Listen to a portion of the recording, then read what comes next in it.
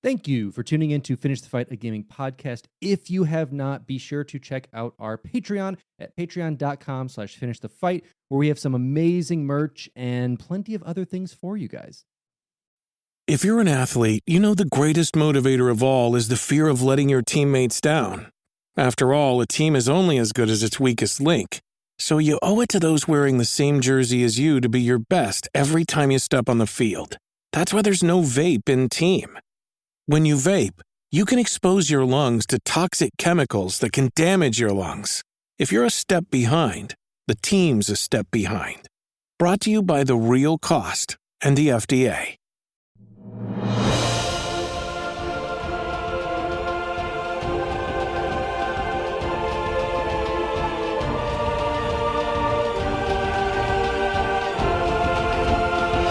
Welcome back to Finish the Fight, a gaming podcast. Today, we're answering the age-old question that everyone's asked forever.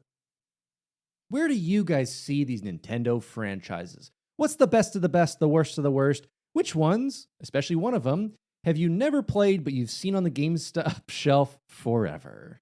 Yeah, that's a lot of games for me, Alex. I love Nintendo franchises. I feel like that's really what has always kept Nintendo relevant because they've just been lagging behind in the technology, or they've done something wonky like, you know what? We're going to get rid of normal controllers and you're going to have a wand and you're going to run around and play video games that way. And you're going to like it. They've always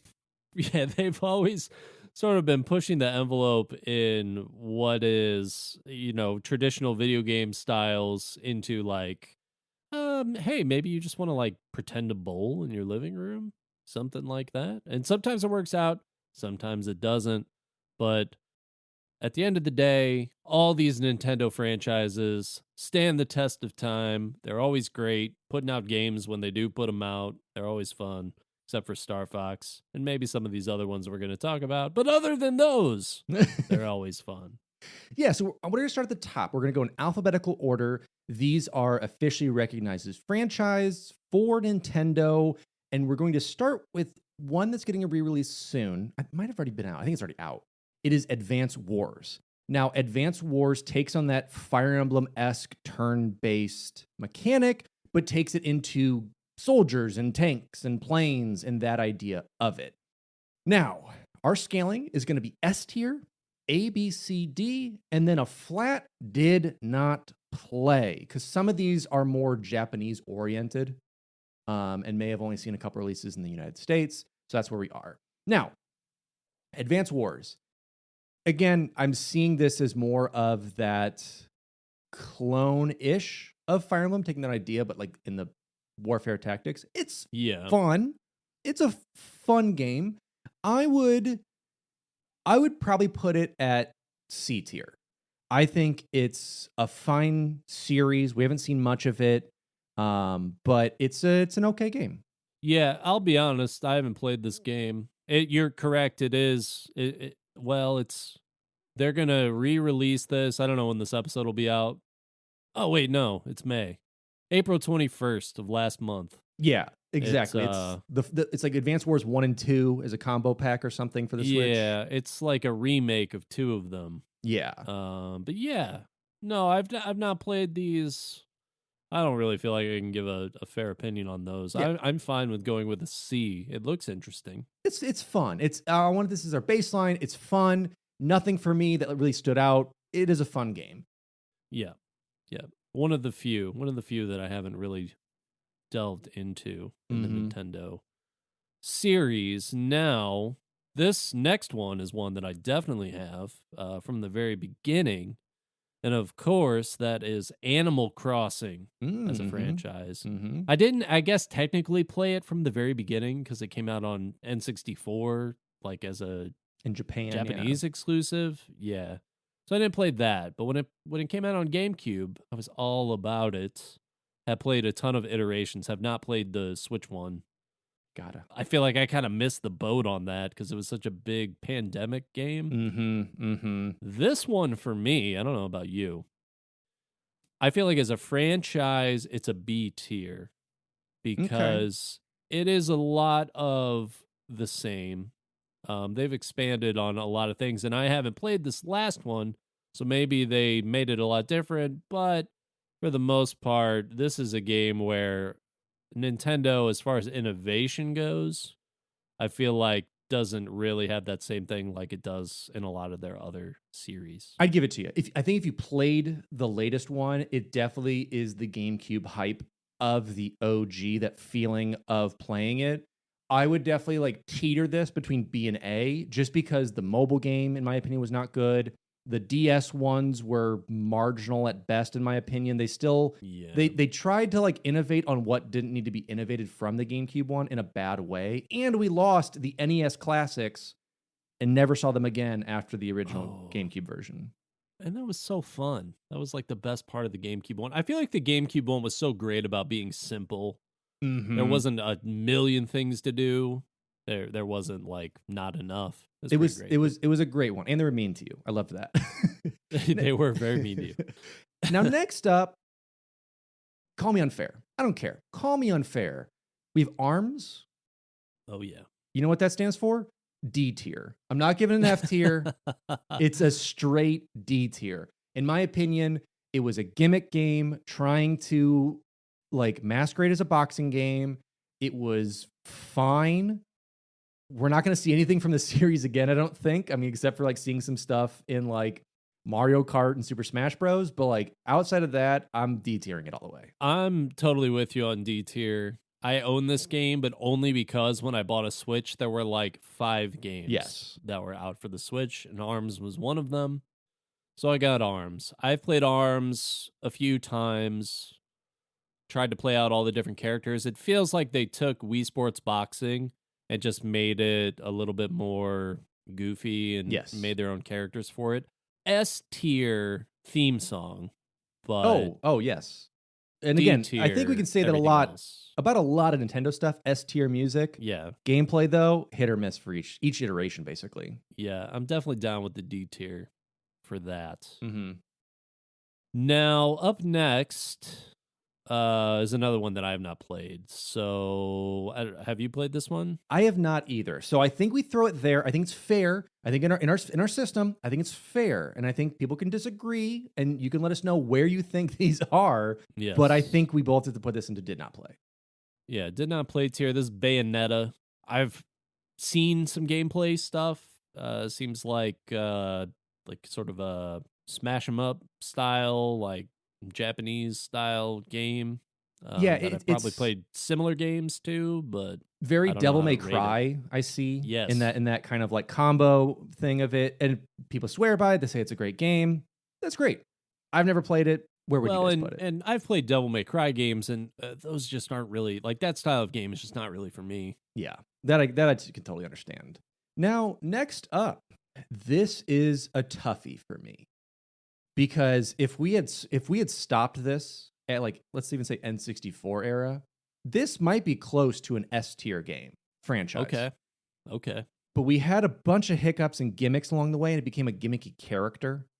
And of course, talking about Donkey Kong as a series, you know, we see Jungle Beats, we see a lot of like just Donkey Kong became kind of like the test bed for Nintendo of like, how do platformers kind of work with these things? What can we do?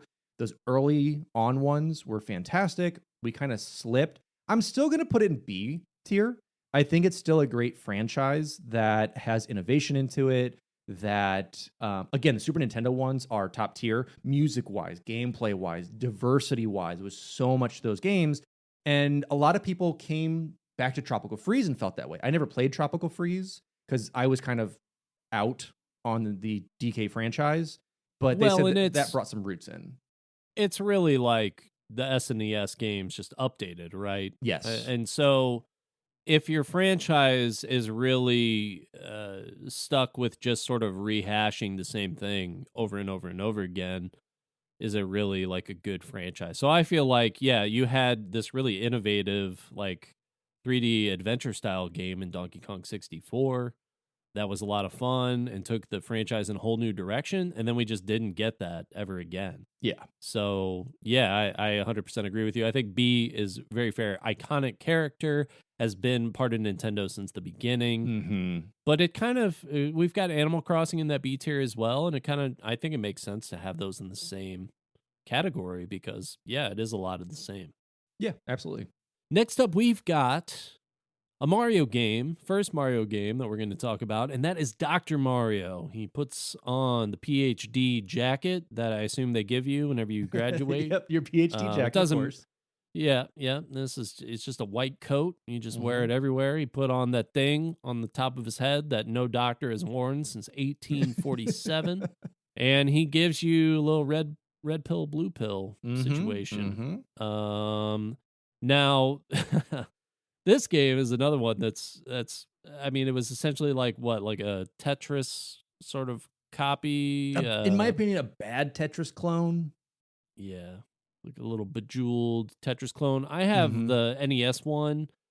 Really simple, really not fun to play for more than a few minutes at a time. Now, they had a little like adventure Dr. Mario game that I think was an N64 game. And that was probably the most fun that it could be, but it was just like level by level. It was like Candy Crush. Yes. But for N64. This has got to be a D tier. Yeah. For me. I have to agree. You know, the last thing we've seen of Dr. Mario is the Dr. Mario in Super Smash Bros. Like that's kind of the last time. Well, there's really seen a mobile game. Oh, so the bejeweled version, yeah. Nah, Dr. Mario, that's a capital D for you. Now, next up, I'm going to try and not be biased with it, but it's probably one of my favorite series from Nintendo that I have played pretty much on launch at each one, and that is the Fire Emblem series.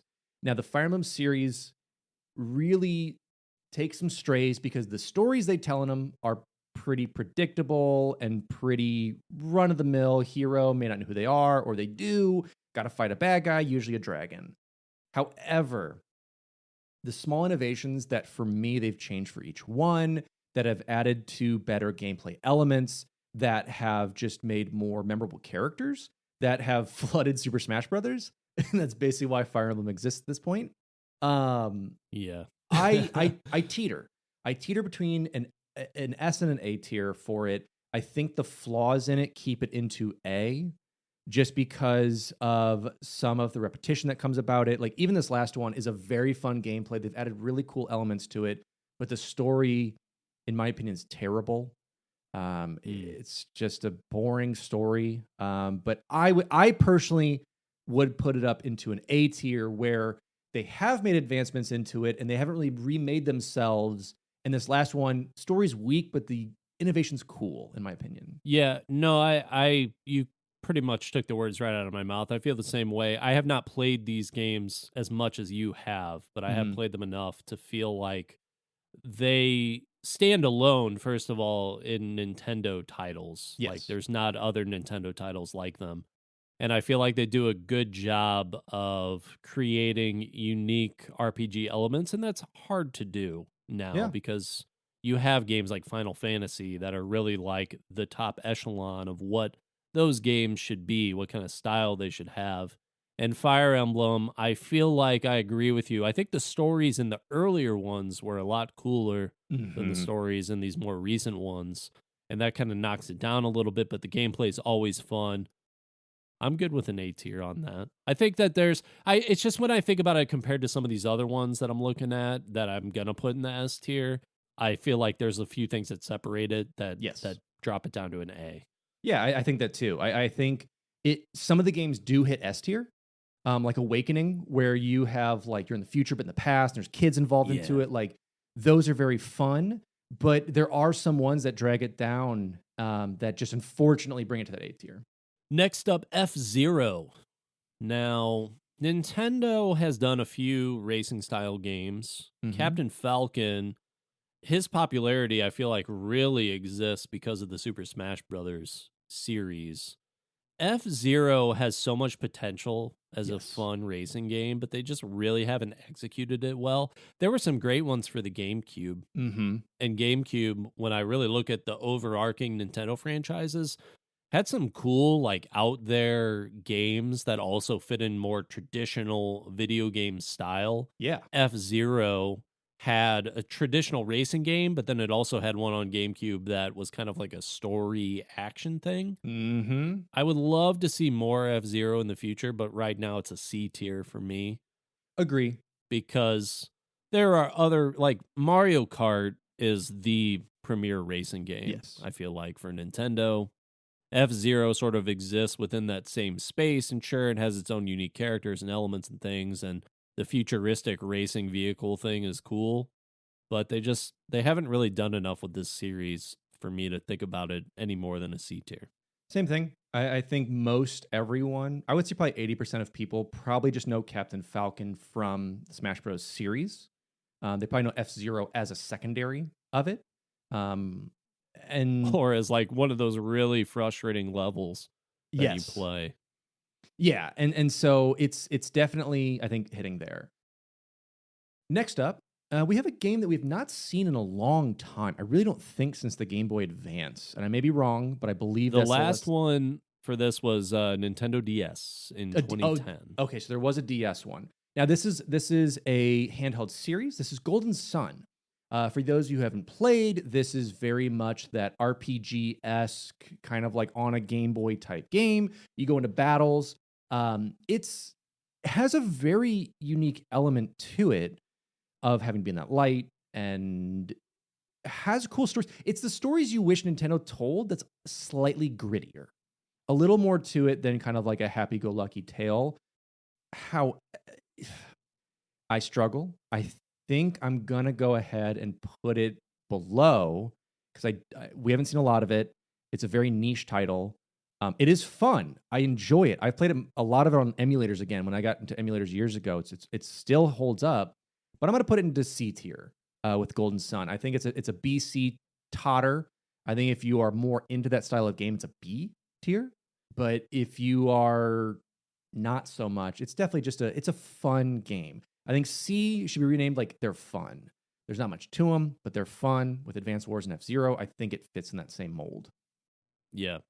This is one that I've skipped the entire series for, so I don't really have a great argument for it. I know it's an RPG, but if I'm thinking of RPG games for Nintendo, I want Fire Emblem, not Golden Sun. So Yeah. I'm fine with C for that. Next up, Kid Icarus, Mhm. which has its roots in the NES. Yep. Sort of got revived through the Super Smash Brothers series, which they love to do. Then they released that DS game, which was actually surprisingly really fun. And I think one of the best uses of the gyroscope technology in the 3DS originally. And I don't know if you played that, but it really is a lot of fun. And it actually has a really compelling story. But Kid Icarus, one, as a platformer for the NES, one of the most frustrating platformer games ever. I played it for the first time on the Wii. I do think I have the cartridge for NES now. It's such a hard game, that first one. But a lot of those NES games were. And then, yeah, handheld games, I feel like when they're exclusively handheld, get knocked down a tier for me, just to begin with. Because the technology on the DS games, while it was great for what it was, I'm always going to prefer the more powerful consoles. For me, this is a D tier game Yeah. franchise as well. I think it has a lot of potential, but they just haven't done anything with it to warrant more than a D. Exactly. And it brought some innovation to it, but kind of stopping at that one DS game just kind of limits its viability. Yep. Next up, we have our little pink boy, the hero of Super Smash Brothers, some might say. And one that is probably my favorite N64 game, I think hands down, and one of my favorite GameCube games in obviously Kirby 64 and then Kirby Air Ride, taking this innovation over to this like weird star racing, like Mario Kart-esque, Mario Kart adjacent gameplay that changed up a lot of things with it. I really enjoy it. However, Kirby does have some stinkers. in the middle, in my opinion. And they're again, you're right. They're on that kind of resurgence of the NES, Super NES games with the new Kirby that came out. It is very reminiscent, actually, of the N64 one. Mm-hmm. Kirby. I think I'm going B. I think it's a B tier. I think there are some great titles with it. He is a pink hero, and some great games. But in my opinion, I think it's an A B teeter. I think I can go. I think I Okay. can swing. Okay. I was going to say, for me, Kirby is a little bit more in that A tier category. Okay. I do agree with you. I think that there have been some stinkers in there, but Kirby has also had just a ton of releases, especially when you compare it to other characters of his caliber. He's not the Mario, he's not the main cast guy, but he kind of is. And Kirby, I'm a little biased, I'll be honest, because Kirby's Adventure was my very first video game that was just truly mine ever for the NES. So I've been playing Kirby since I was a wee lad and have always loved Kirby, have always really just enjoyed the adventure style of gameplay. I think it does a lot of really cool things for being as simple as it is, but at the end of the day, it is a game that was specifically designed for children. Yeah. And so it really limits what you're able to do. I played the Kirby All-Stars, the newer one. So easy, just so easy that it's so clear that it's made for children, and I think that knocks it down a peg for me. So it still sits firmly in that A tier, I think. Yeah, and you know what? I'll bump it because I was an A B teeter, but if you're going A, I'm going A with Kirby. All right, A baby. Mm-hmm. Now next up, this is one that I think kind of came out of left field for a lot of people. Luigi's Mansion. So Luigi, secondary character to Mario, obviously the lesser Mario brother, unless you were a little sibling, in which case probably the superior Mario brother. Luigi's Mansion gave this whole new personality to Luigi, and really I think gave depth to characters for the first time within the Nintendo series. Honestly, you see him as a protagonist and as more than just the sidekick brother that is kind of there and can do some of the things that Mario does, just not quite as well. For me, Luigi's Mansion as a franchise is probably in the B tier. Oh yeah, I agree. It's really cool. It just sort of does what it does. I think they've done 3 games at this point now. Third one, a lot of fun on the Switch. I've played it a ton, but it just kind of is what it is. And once you do it, you've kind of played it. Yeah, it definitely brought innovation, brought depth to Luigi, and is a fun game. But yeah, I don't know if it tops more than B. So we are now on our Mario string. All right, we got our doctor out of the way. This is just maybe a little collegiate level, depending on where we're landing, but no doctorate here. First up is Mario and Luigi. Now, this is a handheld exclusive series that follows on the Mario RPG that was on the Super Nintendo.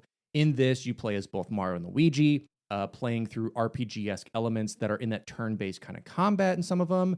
And overall, I thoroughly enjoyed. I think it did more of the Nintendo feel than Golden Sun did, and a little different than Paper Mario in that realm. So I would probably put Mario and Luigi at that B tier. I think it took what Golden Sun did, gave it more of the Nintendo flair, and created actually pretty good stories within the brothers arc. Yeah, I agree with that. I think that Mario needed a little bit more exploration in that sort of style of gameplay. Paper Mario, I think, reigns supreme in that category, at least the original one. We'll talk about that in a little bit. But yeah, I agree with a B tier for that. Perfect. Next up, all-time classic. I'm just going to go ahead and say it before I even say it. S tier game for me. Great party game that's been around for a long time. But a racing game in Mario Kart added, I think, just... I don't know, like a cool, fun thing to racing games that I just hadn't really seen before, where you got you projectiles and things. It's a little battle within a racing game. It's not just about speed and knowing the course. It's also a little bit of luck, a little bit of fun. It adds a lot of things that I think have become classic elements in all the Mario titles. And every single Mario Kart game that comes out, smash hit. Everyone wants to play it. We've been on the same Mario Kart game now since, like, I don't know, 10 years ago, basically. Yep. They're still adding to it now. Yeah, they are. Started back up again. But if there was a brand new Mario Kart game that came out tomorrow, I know that people would be all over it. So S tier. I'd agree. The next one wants that S letter as well. It craves Ooh. it. It tried. Ooh. And there were 3, almost 4 good ones in a row that would have claimed that S tier. Then they decided, what if we ruin this franchise for about 10 years? Yeah. And we So try fair. these innovations that no one wanted. Everyone has complained about each iteration, but we pushed it further. And that's Mario Party. Yep. Mario Party to me is a more accessible game than Mario Kart. Anyone can jump in and play it. You don't have to necessarily be good at this stuff. And the mini games all vary. And we had some very iconic ones that we see in 1, 2, 3, even 4 had a lot of these iconic ones. 5 was actually really good too. It was 6, I think, where it Yes. really took a dive. It really did. 6, 7, 8. I mean, just all these ones in the middle just did not. They Giving could you never. a microphone. Yes, and they couldn't recover the original charm you got from those original ones. And now we obviously see, again, these re-releases of all these Nintendo games of like the Mario Party All-Stars that came out. But the thing is, yes, you get the recovery of a lot of these old levels, old mini games and whatnot. But then you have the Mario Party, the original IP of Mario Party that released before that one, that was naked. Very few Stripped levels. down. Yeah. Not much to do. And you kind of finished it in like one sitting. And so that's why I lower it to A. It's still a top tier game franchise, but there's enough in it that brings it down to an A. It went from, I think this is a classic Nintendo mistake that they've made in a lot of games, where it goes from very skill based to very random. And so, like, Mario Kart suffers from this a little bit as well, just not as much as Mario Party, where it's like, all right, someone got the blue shell at just the perfect time, so you just happen to not get the items that you needed and you lose. You know, Mario Party, it's like you roll the dice and you land on a space and, oh, hey, here's magically a star. They started adding in a lot of random elements to that game to where it feels like a lot of times things are out of your control. Whereas in those early Mario Party games, if you were the best mini game player, you were getting a star for that. If you were the best, taking all the pathways to get the most coins, you were getting a star for that. You kept getting terrible things just by chance. You landed on the happening spaces. Hey, you're getting a star anyway. Unfortunate, you know, sort of like a makeup handicap at the end of the game. Then what they did in a lot of the newer ones was they changed up what that is. It's a random. I don't have All-Stars. I have the first one that they did on Switch, and it's like you don't necessarily know what the awards are going to be until afterwards. And so, sure, there's like that fun surprise element, but it really feels like no matter what you do, like you have to absolutely dominate to ensure a win, and that's not fun to me. So, No, A and tier for sure. Yeah, I think it's there. S tier game. We're going back to it. Super Mario. I mean, I don't really know how it can't be. Maybe you could argue repetitiveness, but Mario Odyssey, Super Mario 64, Super Mario Sunshine, Super Mario Galaxy. I mean, these are all S tier classic games that sure do the classic Mario thing, but they do it all really, really well. Yeah, I don't think there's much to go into with this. I mean, you have the capstone of Odyssey being one of the best Mario games of all time, in my opinion. Going back to original Super Mario I think it's Bros. the best. Yeah, really. I think it is. Sunshine's up there. That has a special place in my heart. I don't think it's up there in the top 3 possibly between them, because you've got so much of the OG stuff. But it's definitely I would there. say, yeah, Odyssey 64 Galaxy for me. Sunshine's probably 4. Sunshine's cool, really beautiful game, very colorful and bright and it fun. changed up. And our arguments against a lot of these others is they tried innovation it just didn't work. And then Nintendo's like, hey, but what if we use Mario on these crazy, wacky, different style games? But these innovations are amazing and have different like movement tech and different story and different ideas, and they all work really well. And they borrow elements from each other as well, where like Mhm. Super Mario 64, you can lose the hat. Well, now you can lose the hat, but the hat is like kind of alive in Odyssey. Mhm. You know, Galaxy, there was like the little coin elements, but they're little like stars. And also you can have like a friend or a little sibling or whatever play along with you. I think that's really cool and inclusive. Sunshine is just, it gets really difficult sometimes, in my opinion, Yeah. but not for the right reasons. For just camera angles, Yes. frustrating, Yes, yes, spammy yes. things. Just it's difficult for bad reasons. Yeah. And now wrapping our Mario block, Derek, I want this guy to be higher. I want this to be a better score, but I cannot give it. I'm with you. Paper Mario. If we had stopped at N64, that is one of the best Mario spin-off games I have ever played. The characters they have that play along with you all have very unique talents and very unique personalities. And it's the environments are so cool. The music's amazing.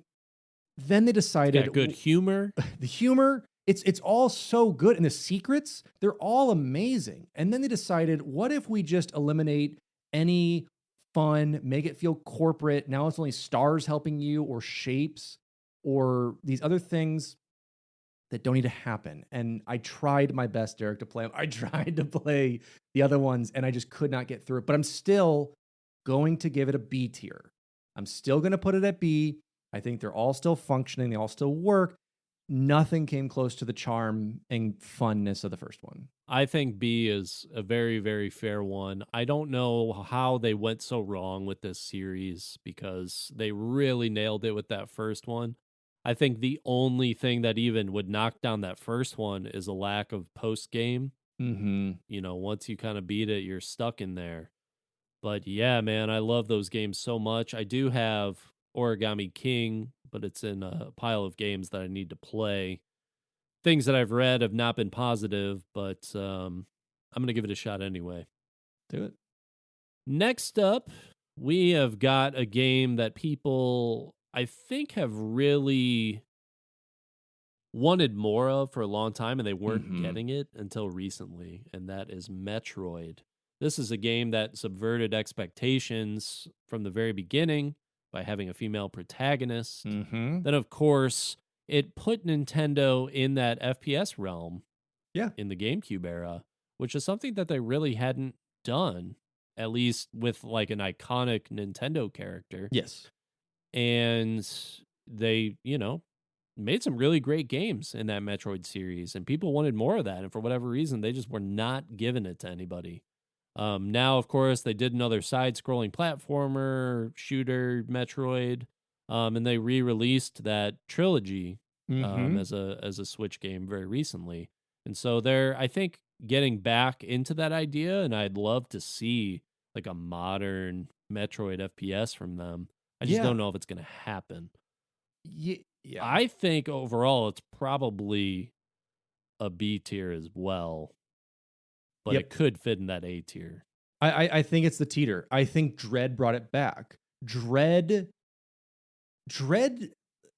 treads that really good line between indie feel of a side scroller with that a lot of that difficulty built into it, but bringing that nostalgia back of some OG Metroid. I think it did so well to marry those together, and it is such a fun game that, again, harkens a lot back to some original Metroid, but again, gives it this modern indie feel in a way for this. I really enjoyed it. The FPSs for me, I didn't enjoy too much because the GameCube just was not conducive as a controller to be good with like an FPS kind of game with that. With a Pro controller or just even like the Switch Joy-Cons, I think it allows just so much more to play through something like that. So in the future, it's fingers crossed. Now, B tier. We settle on B tier for that? B tier, I think. It can teeter to A, but I think B is where it lands. Okay. Now, next up is a game I didn't play. I have seen gameplay of it through some speed runs. I have an idea. of what happens, but it is the Mother series. That is, where we get some PK Fire happening and where we get like Ness and Lucas and these other ones that are in this Mother series that was more of a Japanese release for a while. We do get a lot in the US eventually in some of these mobile games. And by mobile, I mean like handheld, not mobile as mobile. But I have to put a did not play. I don't want to give it an unfair rating on it, but I didn't play through the Mother series. What about you, Derek? Yeah, it's the same for me. This is one that's on my radar and was definitely my interest was piqued after learning about Nest through Super Smash Brothers. But they made this a Japanese exclusive. It was not accessible for me for a long time. Now it's sort of come back. At least those original ones are very highly regarded. You can play those through ROMs. If you're listening, don't do that. But you can also get it through the Super Nintendo Classic, I believe. I believe it. Yeah, I think it's on there. And so that's something that I need to go and do. I do have that. It's just, once the time and the feeling is kind of passed, it's one of those things that's on the backlog that, sure, I want to get to it eventually. It looks fun. It just wasn't there for us in the U.S. Hey, it's Kaylee Cuoco for Priceline. Ready to go to your happy place for a happy price? Well, why didn't you say so? Just download the Priceline app right now and save up to 60% on hotels. So whether it's Cousin Kevin's Kazoo concert in Kansas City, go Kevin, or Becky's Bachelorette Bash in Bermuda, you never have to miss a trip ever again. So download the Priceline app today. Your savings are waiting. Go to your happy place for a happy price. Go to your happy price, Priceline. We're going to talk about one that I know that you've played a lot. I've dabbled in this game. Pikmin, which really, this is another one that I think caught a lot of people by surprise. Just a really out there game for the GameCube that I did play when it originally came out. And it just never really vibed with me, you know, and it still doesn't. So it's kind of hard for me because I really I don't think gave it a fair chance. It's been so long since I played it. I might as well put it in the did not play category or a D. But where does it rank for you? I'm going to have to... it's really tough. I would go B. I think the innovations in it, and even the mobile game, the Bloom, that they came out with, Niantic did Bloom as well, along with Nintendo. And I think it is one of those games that, like you said, you either played it or you did not. It was accessible to all, and you maybe dabbled in the first one. It is an anxiety-inducing, fun, puzzling, fighting type game of, raising these Pikmin, and it's cool how it advances. I think as a series, having the new Pikmin, very much like how Pokemon introduced new typings, you get new types of Pikmin that can resist certain elements or resist poison or are stronger, and you get different captains throughout it. It's a weird one. It reminds me a lot of other puzzle style games of needing like numbers or needing to break through to get to this idea, or like, I need this piece. I need to complete XYZ to get there. And it's almost like a Katamari Damacy or anything along those of like that cutesy look, but it's still kind of like dark elements to it. I personally would be in a B tier with it. I think it's odd enough that it only really has that niche audience. Okay. I think that's fair. When I really look at the list, so in C right now, Advance Wars, F-Zero, Golden Sun, A tier, Fire Emblem, Kirby, Mario Party. I think putting Pikmin there with Animal Crossing, Donkey Kong, Metroid, Luigi's Mansion makes sense. It's all these ones in B for me, besides Metroid, and I guess Donkey Kong, are more of those spin-off ideas. Trying to get an idea of what's a little like fun element that might be there. And I think that's really where that B lives.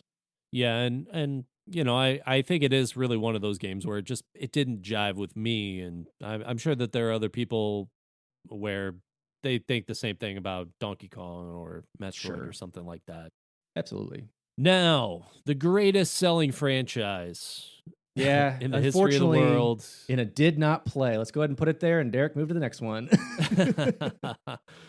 Played it so much, so much, but I'm not going to put it in an S tier. I'm going to put it in an A tier. Talking about Pokemon, of course. This is a game that started a worldwide phenomenon. Yeah. that still exists today in different iterations. And maybe it deserves an S tier just based on that alone.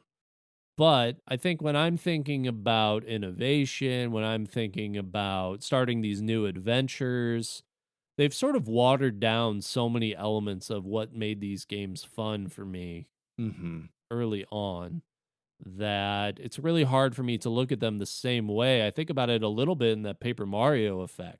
But Yeah. I think it is a superior franchise, and that's why for me it's in that A tier.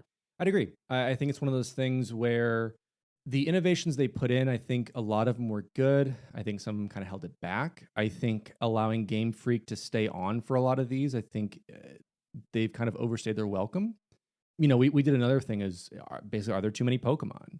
Yes. And even with that last release being just kind of like a glitchy mess upon release and like having this time, it's like maybe give them a couple years between each Pokemon game and not like 2 years for mainline with a 1 year in between for each random release, like Arceus, the redo of Pearl and Diamond.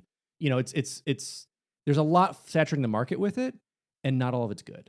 Well, yeah, and they got all those stadium games. They've got Pokemon Mystery Dungeon. They've got like the Hey You Pikachu's and the Pokemon Adventure and all kinds of like different games. Pokemon Snap.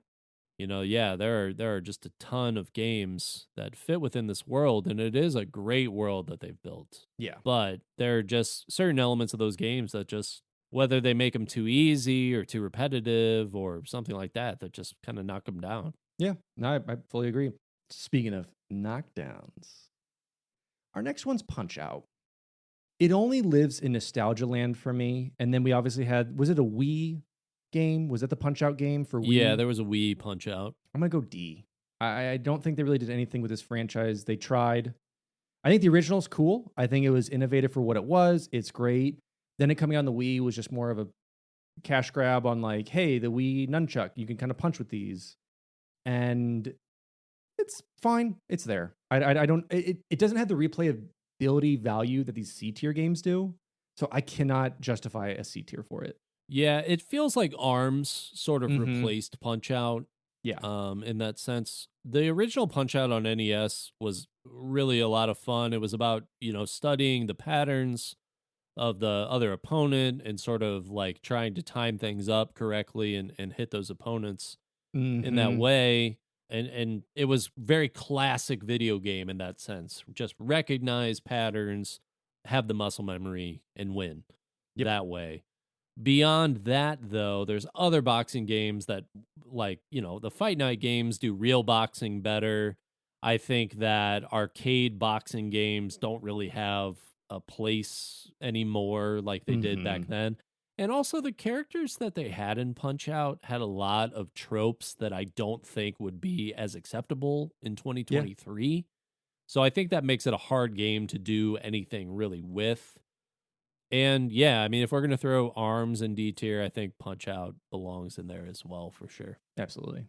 Next up is another game that I did not play. This is Rhythm Heaven. So I did not either. This is a game that it's about tapping, I think, with the DS touchpad screen, if I remember correctly, if I understand that correctly. Again, another Japanese game that we saw just like a random port on the DS originally. We got a 3DS version of it as well. Think of it almost like WarioWare in some of the stuff that you can do in it. So it is that very just like odd tapping to rhythm, trying to make things happen with it. It's definitely a cool kind of looking game. But yeah, it was never on my radar, and I was kind of done with handheld games by that point. Sure. Yeah, and I think that there are other like tapping games that they've done better, and there's other rhythm and dance games that are better. So and doing any kind of handheld, I mean, Guitar Hero tried that. Yeah, it's like a rhythm and music game, and it's just weird on the handheld. It's just weird. It doesn't work. You got to be very specific. And I will say, we're going to talk about WarioWare in a bit, but they were able to do it. Everyone else, not so much. Yeah, I agree. Next up, I don't think I want to say too much about it. I think it kind of speaks for itself for it, and that's Super Smash Bros. I'm going S tier just because for me, every iteration that came out improved upon the last. Whether Yeah. it's adding more characters, adding more levels, bringing back the levels that everyone loved, always retaining a lot of the items that carry over, updating trophies, updating new characters for it. Again, I'm not trying to discuss the minutia of what characters are included, who should have been where, what characters are overpowered. It's just more so that we start off with this roster of, was it 16 originally with all the unlocks? That sounds right. 16 or 20, something like that, into like the mega amount we have today with crossover characters, all these crazy characters that we didn't think would fit that for some reason fit in these games. Like Solid Snake working makes no sense, but it works. And so I have to put that at S tier. The stories are fun. The competitions, the target practice, all these different iterations they had throughout it were just really fun. Yeah, I agree. It's an S tier, no question.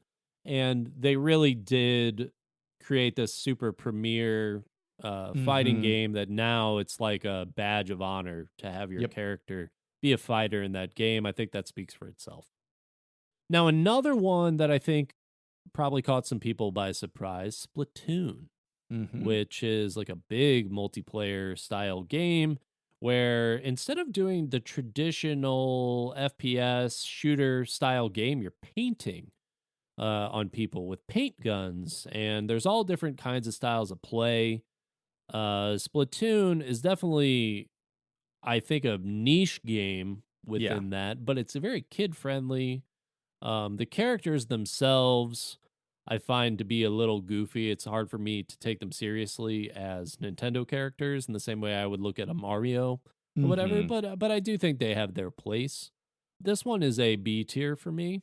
I think that it is fun. It maybe teeters on that C B tier, but I think B is pretty fun. I do know it has a pretty great following. I had a pretty good time with Splatoon 2. I haven't played Splatoon 3. But what about you? I'll allow it. I'll allow it to be B. Like, I really did not like Splatoon at all, but that's my personal opinion. I think as a franchise, it's done well. I think it's continued on. It's kept people in. It's kept the question asking, are you a kid or a squid? I think the question's always up in that air. I look around at kids. I'm like, that might be a squid. So I think the B is where fine. would you put it? Would you put it in D? C. I'd go C.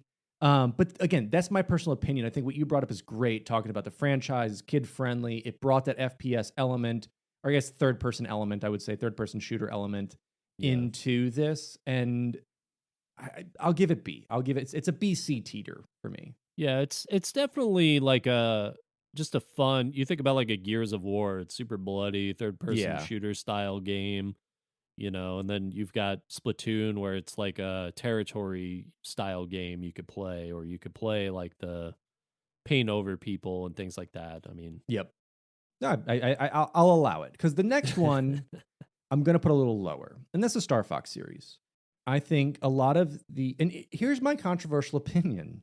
I like the GameCube one more than the others. wow. Which GameCube one? Because The there was one where two. the one where you explore on the planet a bunch, and you have the purple fox girl, and it's like a dinosaur Okay. planet.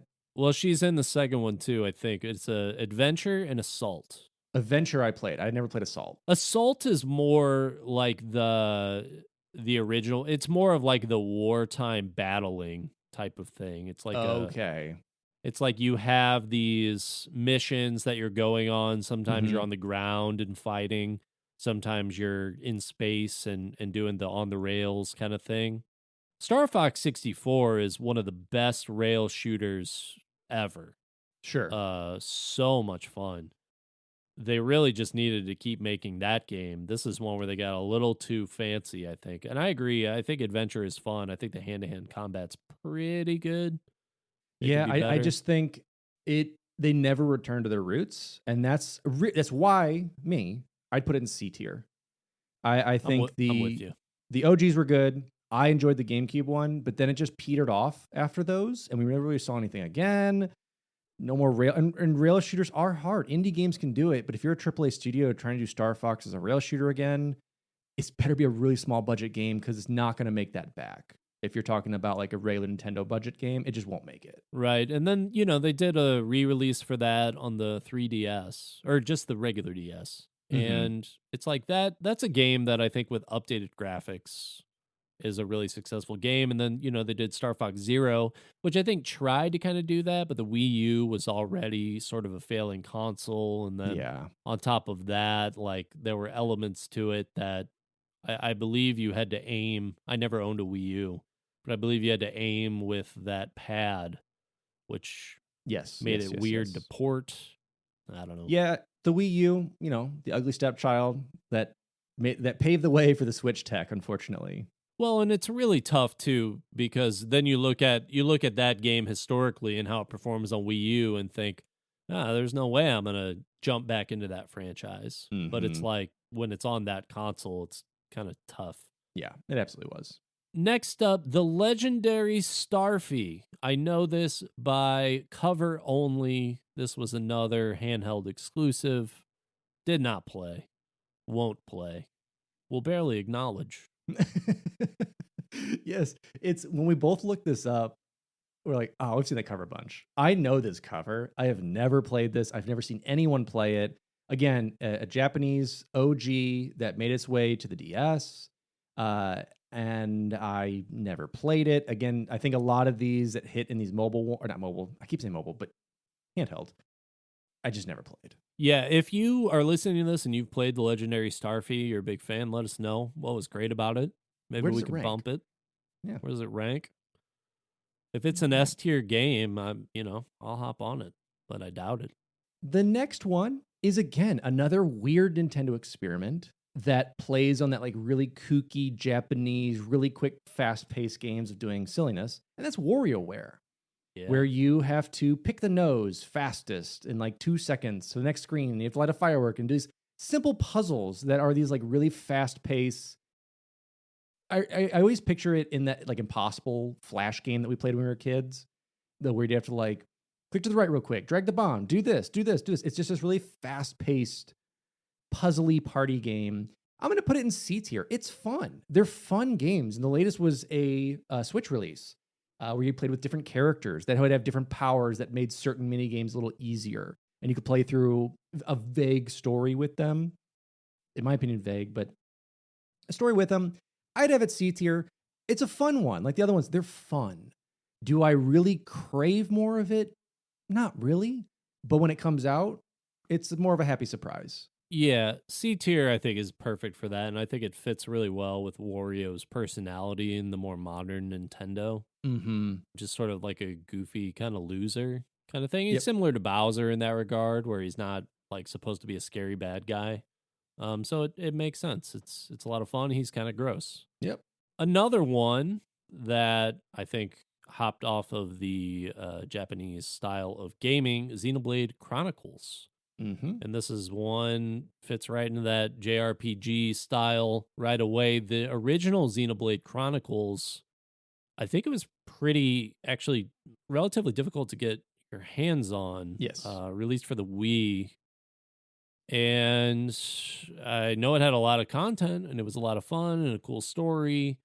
Shulk is a cool protagonist. Xenoblade Chronicles 2 and now 3 have come out. I really dabbled in Xenoblade Chronicles 2. Mm-hmm. It's such an exhausting game to play, though. I mean, you really I feel like there's just so many things going on. You could be 20 hours into that game and really just be starting it. Yep. That's a JRPG for you. Yeah. I mean, that style of game is you really got to love it. You really got to be into it. I think it's a C tier. I don't Yeah. think that there's anything particularly fantastic that series does better than other JRPGs, but I do think it does that well. I'd agree. I think there's other JRPGs I prefer. Now, I have not really played a modern JRPG in a long time. I played a lot of the Tales series, Skies of Arcadia, a lot of those that were I kind of capped on that GameCube era. So I've never really dabbled with Xenoblade. But I know, like you said, it's a lot of people have either raved about it or it's just, even with 3, I've seen some reviews where it's like, it's fine. So I think C as a series is pretty good. Next up, it's a toss-up for me. Next up is Yoshi as a series. Now, Super Mario World 2 Yoshi's Island is my favorite Yoshi game of all time. It is innovative, it's fun, it's beautiful, it's colorful. It was a shift from what Mario was doing at the time. And it worked in pastels and colors. You can get high by touching the little wobbly whizzy guys. And you don't touch fuzzy. And there's the enemies in it were great. Then after that, Yoshi 64, not really a fan. I never played Yarn. I'll They give have it Yoshi's B. Crafted World too, right? Crafted World. I'll give it a B. I think it's still a series that continues on that's fun. It still has sales. It's a little below Kirby and that side character kind of doing their own thing, platformer. So I'd put it in B tier. Yoshi's Story is a fantastic game. Mm-hmm. All-time N64 classic. And I feel like it really fits well in that childlike style of game that Kirby does really well too. Last but certainly not least, this is another S tier for me. That should be obvious. The Legend of Zelda series. This is a game that has inspired countless games, still continues to be a top tier franchise. I would argue probably the best franchise for Nintendo, even more so than Super Mario. We're recording this on May 9th, so we're about to get Tears of the Kingdom out. This will release after that. So this may drop to a D tier, depending on how that does. I anticipate Tears of the Kingdom to be a phenomenal game. Yes. If we could do an S+ tier, I think Legend of Zelda belongs there. Just so many good classic games that have come out of this series. I don't know that they've really done a bad one, except maybe Zelda 2, like from way back then. But since then, I mean, they've all been fantastic. Yeah, and we don't see a lot of spin-offs from Zelda. I mean, we have Hyrule Warriors, we have Link's Crossbow Training. We have a couple that definitely spin off from the niche look, very much in like Wind Waker. Yeah, but cool yeah, for art the most, style though. Yeah, cool art style, and it stayed pretty true to it. I never played the Wii U era of any of those. So unfortunately, I missed out on like Twilight Princess and everything that was kind of in that middle. But yeah, playing again, it lines up with Odyssey with me. When we're playing Breath of the Wild, both of those take on the idea of their N64 counterparts and have just vastly improved upon them. And that's really hard to say because both Ocarina of Time / Majora's Mask and Mario 64 are some of the greatest games ever created. And for them to capitalize on that, and to not just create that same game, but modern, but just they were able to capture nostalgia in a bottle and actually use it and not just spray it in your face in the crowd, but like actually blossom it into beautiful bubbles that go around you and encapsulate you and bring you back to childhood, as well as giving new players to play it. Right. They did not do what Pokemon did. That's why Pokemon is not in the S tier, because they just 100% dove into the nostalgia and said, here you go, here's Charizard again. And here's the same thing over and over and over and over. Legend of Zelda was like, we know that people loved Ocarina of Time, but why did they love Ocarina of Time? It was this massive open world experience. It had cool combat, you know? Let's think about, you know, adding story and timeline elements to this whole thing. Yeah, it's a hero reborn over and over and over again in these different worlds. But on top of that, what is some depth that we can add to these characters? And to take Breath of the Wild and basically make it the sequel to Ocarina of Time, and then to make a sequel based on that, to have Skyward Sword where they're giving you the origin story, to do all these things where they're just basing it around what a lot of people consider to be the greatest game of all time, I think is really smart on their part. Excited for that release coming up here in a few days. But yeah, Legend of Zelda S+ tier. It's not on the list, but that's where I'd put it. There's only one more I want to bring up. It's not on the list, and there's definitely a couple franchises that are definitely missing from here. These are kind of the core ones. The last one I want to put, I'm going to put this at A tier, is the sports franchise, I'll say. The Wii Sports, Wii Sports Resort, all of those, and even, or just the Wii Me era of like all these different games, I think leads to that A tier. I think Wii Sports, Sports Resort, S tier, 100%. The rest of them were middling and kind of where they were, and they were always the test of technology for that system, or the test of idea that what could happen. And I would say overall, that genre, I'm going to put all these kind of like where you could be like your me, that genre of game overall, I think it's an A tier. I think they did really well with console testing, with testing out new ideas or how controllers worked, and made it fun. It wasn't just some random game doing it. They actually were fun games. Absolutely. I think that those games are great, and expanding on it in the various subsequent series. I haven't played the Switch one yet, but I'm sure it's great.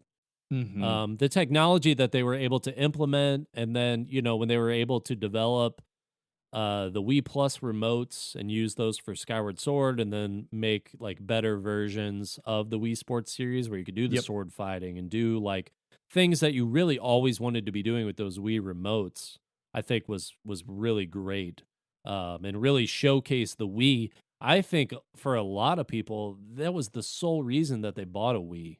I mean, just to get that little bit of exercise that you got from Wii Sports. That's why it started being commonplace in nursing homes and schools and Mhm. things where people would just, pick it up and play a little casual game of golf, where they're not just sitting on their couch or whatever. So it definitely, I think, was a big part of the Wii system's success. And one other one that we didn't really talk about that I think maybe just belongs in that general sports category is like all of the Mario sports games. I don't really Yeah. know where to place those.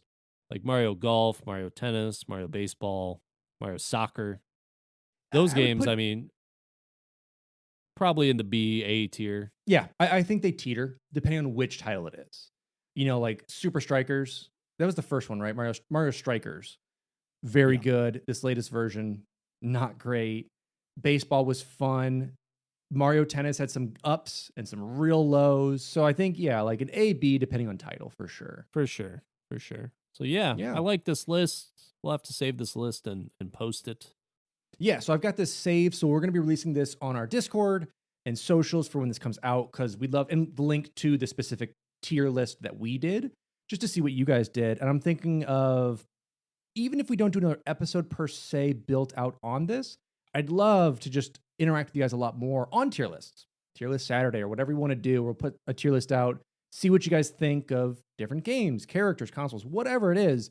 I think it's just a fun discussion to have to just kind of see where your allegiances lie and who is Absolutely. voted off. Yeah, thank you guys for tuning in and checking out our lists of tiers. And let us know what you think. And let us know what you guys think, what we did wrong, and where these did not plays go. If you guys played those, where do they rank on your rank? Absolutely. It's been fun, guys. Looking forward to talking about it, and we'll see you later. See ya.